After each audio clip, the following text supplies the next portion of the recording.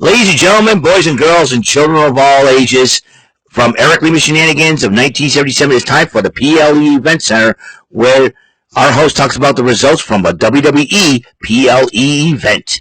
And now here's the man to bring you all the results from the PLE event himself, Eric M. Lima. Thank you very much, Mr. Announcer, sir. Well, hello there, everyone. Welcome to yet another episode of Eric Lima Shenanigans of 1977. Now, this is a very special episode. Indeed, we'll do another WWE AAA PLE Event Center, so to speak, because this is a AAA special, and I will tell you why. Because the reason why it's under the if you notice the thumbnail being the PLE Event Center, here's the reason why. Because this is AAA has been bought by the WWE earlier this year at WrestleMania, and now it's a big joint production, and everybody is benefiting from this. So we're going to talk about TripleMania 33, the biggest. It's like their WrestleMania, AAA's WrestleMania in Mexico, and they had a great. This is probably one of the best events ever, and this is probably the most insane event I have ever seen, and outside WWE. You're talking about, I see a lot of insane events in AEW, TNA, as far as watching them, and but AAA, I'll tell you what, this one takes the cake, bro, and I will tell you why. Now, the Bardal Cup, or the Cup, or the La Copa Bardal, is on the line in this matchup, and they have a special trophy. And to win that trophy, it's the Royal Rumble match, but scaled down to only 14 competitors in that matchup. Now, it's like the Royal Rumble, but here's the difference. There's 3 ways you can be eliminated: pinfall, submission, or get thrown over the top rope. And it has to be the most insane thing ever. Now, the two competitors that started off were La Parca and Laredo Kid. And they went at it, I've seen La Parca fight, I've seen Laredo Kid fight. And then the third competitor, Joaquin Wilde, came in. He did this thing. And then number 4, Abismo Negro Jr., he came in. And then Taurus, not the same Taurus as now the Beast Mordos over in AEW, but it's a different Taurus, or Taurus. And then you got Aerostar, who has done this before. Mecha Wolf was the third person, and it was 7th person to be in that matchup. And Cruz del Toro, the other half of the LWO, came in the matchup. And number 9, a surprise entrant, Otis, makes his return to ring action after suffering an injury. Last time I saw him was further earlier this year when he suffered a beating at the hands of Rusev. And then number 10, Pimpinella, got involved in the matchup. And then Cybernetico unmasked, and he took place in the 1997 Royal Rumble. And then number 12, I cannot believe they got this guy to enter. Microman. The dude is so short, he makes Hornswoggle look tall. I mean, this guy's like, what? Yay big. This dude, I'm like, this little dude. And I'm like, oh my goodness, he's going to be in the ring with Otis. Or Otis. I'm like, what the heck? And it gets even better. Number 13, Omos makes his return to ring action as well. I'm like, what the heck? And I'm like, I'm seeing this, Omos is like near 6'3", and this Microman guy tried to fight him. He's like 3 feet. I'm like, what in the heck? It is the most diabolical thing I ever. I'm like watching this. I'm going, what in the world? Omos is back, and he's 7'3". You got a guy 3 feet tall. He's smaller than Hornswoggle. I'm like, he's so small. You put a championship belt around him. That's his jacket. You know what I mean? That's how That's how small this Microman dude is. And people love the guy. I'm like, okay. Like, imagine him being the Royal Rumble, the WWE's version of the Royal Rumble next year. Holy cow. I was like, oh, you could easily throw him out. Just grab him like a basketball. Wingo! He'll be flying away in the 20th row. Where's Microman? I just tossed him in the 20th row. He's that small? Yeah, but he's fearless too, guy. He went after everybody. He pinned Otis in the middle. He pinned Otis.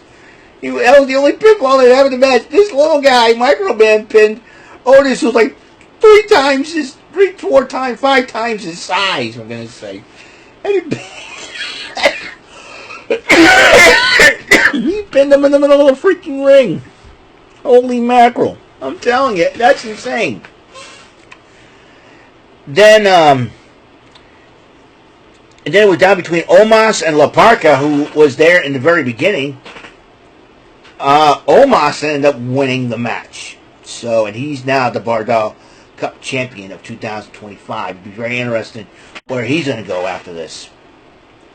Chuy Martinez, who does the Evolve interviews on Wednesdays, interviewed Dragon Lee about him challenging for the AAA Megas Championship, and Dragon Lee addressed all of his opponents. The next up was the AAA Latin American title on the line, the first title matchup of the night. El Macias, the champion, as you know, he was known as Judas Macias in TNA, and he and Mil Muertes in Lucha Underground went up against El Hijo del Dr. Wagner Jr. Technically, he's Dr. Wagner III, I do believe, and his father was in attendance during this matchup. Dorian Roldan, who was like the manager of El Macias, got involved, and then Dr. Wagner Jr. about had enough of this and decided to knock out Dorian Roldan. But that paid off because El Hijo del Wagner Jr. is the new AAA Latin American champion. So congratulations to basically Dr. Wagner III. That's why I'm getting that, you know.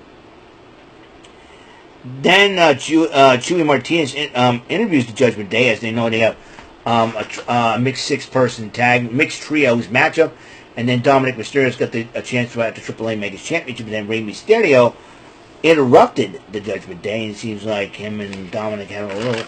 Dominic's been disrespecting Rey Mysterio, so I'll be watching. So, then it was the mixed trios matchup. Lola Vice, Nino Hamburguesa, and Mr. Iguana went up against the Judgment Day's Finn Balor, and the winner of the Lord Farquaad lookalike contest, J.D. McDonough, and Raquel Rodriguez with Roxanne Perez in their corner. During the matchup, Mr. Iguana had La Liesca, and Finn Balor got his own puppet, Demonito. And he got Demonito to eat the iguana, so his big girl like, oh no! But a few moves later, La Liesca has been saved, but Roxanne Perez got involved during the matchup, but then La Hydra got involved, and I like La Hydra. She's gorgeous. And she wanted to go after Roxanne Perez, but she clotheslined Lola Vice, and I think Lola Vice is going to have a little problem.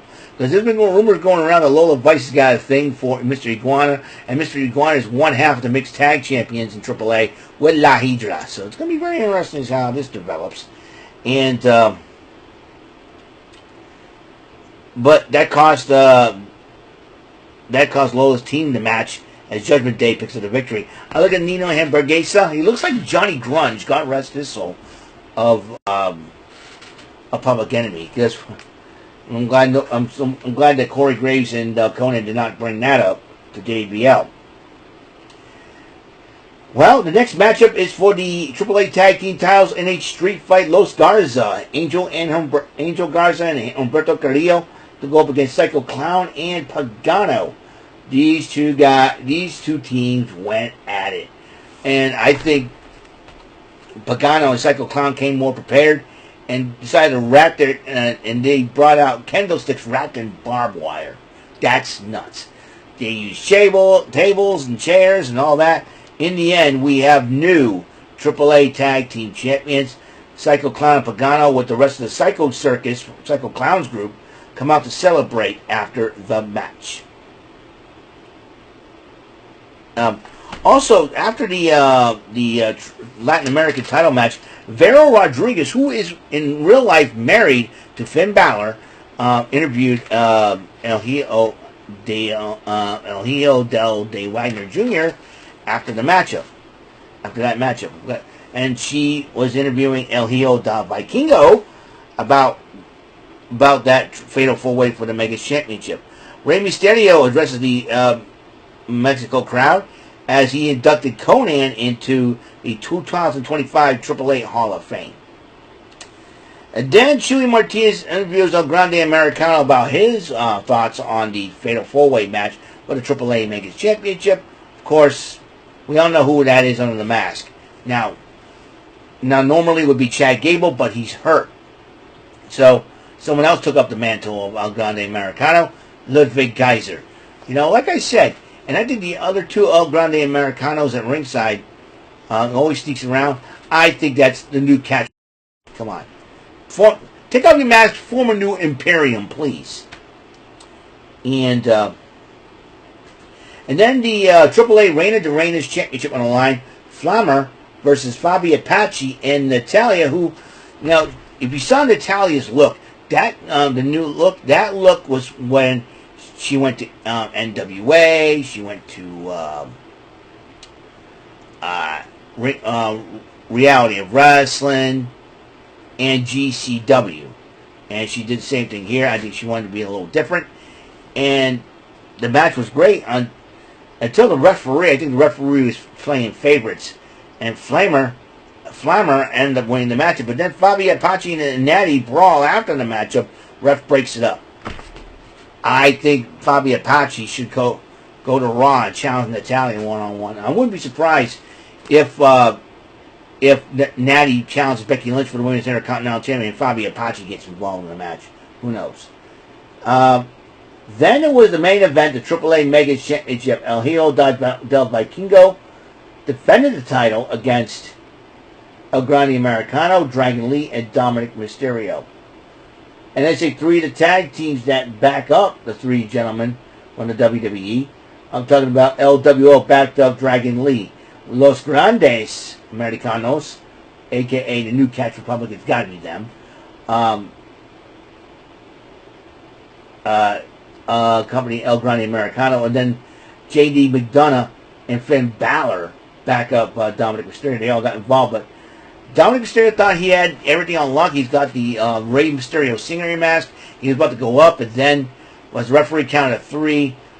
Another masked luchador yanked the mask off. We didn't know who it was. And then when he attacked Dominic and took off his mask, it was AJ Styles. And I think AJ Styles cost Dominic Mysterio a chance to become AAA Mega Champion. El Hijo del Vikingo will still remain champion. Well, that is it for my TripleMania 33 Event Center for episode 2469 of the show, and I am sure that Dominic Mysterio will have to address this technically tomorrow night on Raw. So that's all the time we have I have on the show. Thank you for tuning in today, and I hope you guys have a wonderful day. Until next episode, come fooling around. Mr. Announcer, take us home. That is all for today's episode of the show. This is Mr. Announcer speaking for Eric Lima Shenanigans of 1977. A Big Beefy E and do it for Bob Saget production, and in association with a Raving Bull for 3000 Telepictures and Distribution. Thank you for watching another episode of Eric Lima Shenanigans of 1977. See you later on the next episode of the show. Goodbye for now.